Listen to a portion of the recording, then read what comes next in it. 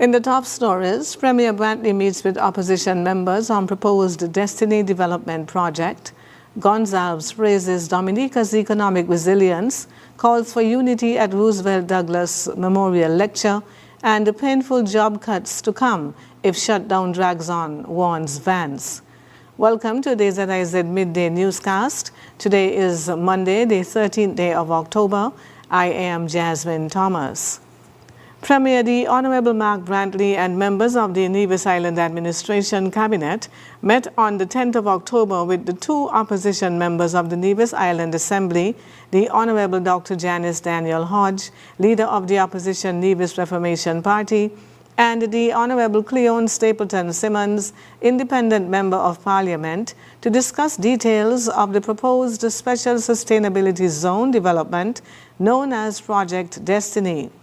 The meeting was held in the Cabinet Room at Pinny's Estate, where Cabinet members presented detailed information on the project. The session featured a video address by Destiny's founder, Oliver Janssens, and a comprehensive presentation outlining the project's vision, development model, and expected economic impact. Both opposition members were given the opportunity to seek clarification and share their perspectives on the proposed development. Following the meeting, Premier Brantley described the engagement as a hallmark of mature and responsible leadership, saying it reflected the best of Nevisian democracy. This meeting follows recent consultations between the NIA Cabinet and representatives of the St. Kitts and Nevis Chamber of Industry and Commerce, the Bankers and Financial Services Association, and the wider business community. Premier Brantley said public sensitization efforts will continue with upcoming town hall meetings to ensure all divisions are informed about the proposed SSZ Destiny project and its potential benefits for the island's sustainable development. The St. Kitts Electricity Company Limited, SCELEC, is advising the public of scheduled maintenance outages from Monday 13th to Friday 17th October. These outages are necessary to carry out maintenance work as part of the company's ongoing efforts to improve service reliability. The affected areas and times are as follows. Monday, October 13 from 9 until 3 in the afternoon, power will be interrupted in Pine Garden Housing Shadwell and in Race Course Project Newton Ground.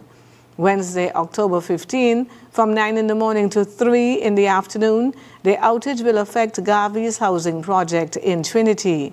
Customers in these communities are asked to note that electricity may be restored earlier or later than the scheduled times.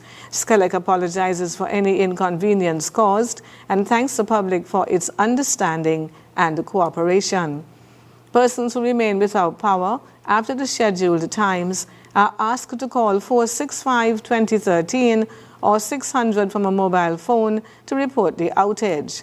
For more updates, visit the company's Facebook page, SCELEC St. Kitts Electricity Company Limited, or log on to www.scelec.kn. In regional news, Prime Minister of St. Vincent and the Grenadines, Dr. Ralph Gonzalez, has lauded Dominica's economic recovery following years of adversity, describing the island's progress as remarkable and worthy of recognition. Speaking on Thursday night at a lecture marking the 25th anniversary of the death of former Dominican Prime Minister Roosevelt Douglas, Gonzalez, the Caribbean Community's CARICOM longest-serving head of government, said Dominica's achievements should not be taken for granted, given the many hardships the island has endured.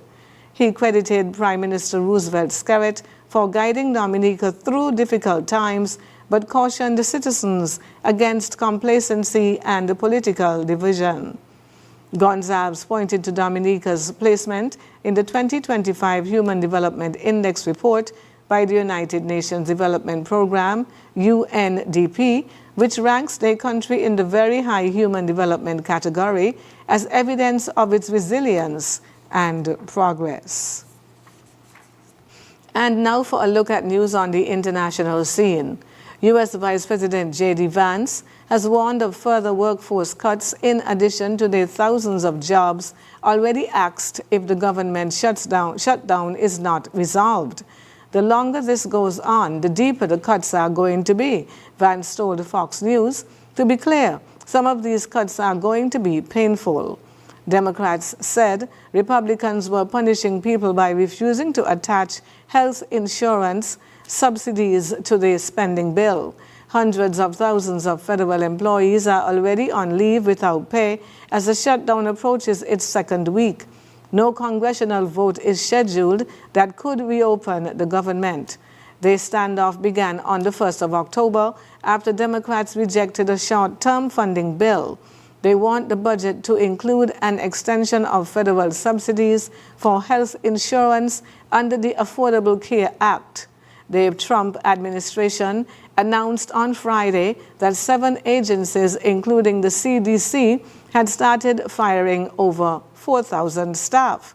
But some of those CDC layoff notices were sent in error, a spokesman for the health department told the BBC's U.S. news partner, CBC News. Out of about 1,300 CDC workers who were fired on Friday, around 700 were reinstated on Saturday, the employees' union told CNN. Essential workers like police and air traffic controllers are required to continue working also without pay. But the Trump administration is making a notable exception for some essential workers, U.S. service members. Trump directed Secretary of War Pete Hegseth to find available funds to get troops their paychecks this week, and Hegseth delivered. And now for the weather. At this hour, skies are cloudy with light showers and a slight dust haze across parts of the islands. Winds are blowing from the east at around 13 miles per hour with temperature of 27 degrees Celsius or 81 degrees Fahrenheit. Tonight's forecast: partly cloudy skies with a moderate 40% chance of showers. Tomorrow, expect partly cloudy conditions with a 60% chance of showers throughout the day. Winds will continue from the east at 10 to 18 miles per hour, and seas will range from between 2 and 5 feet. Sunrise tomorrow morning is expected to be at approximately 6 o'clock, and the sunset this evening will be at around 10 minutes before 6. That brings us to the end of the ZIZ Midday newscast. Join us this evening for these stories and more in detail. Thank you for tuning in. I am Jasmine Thomas. God bless you.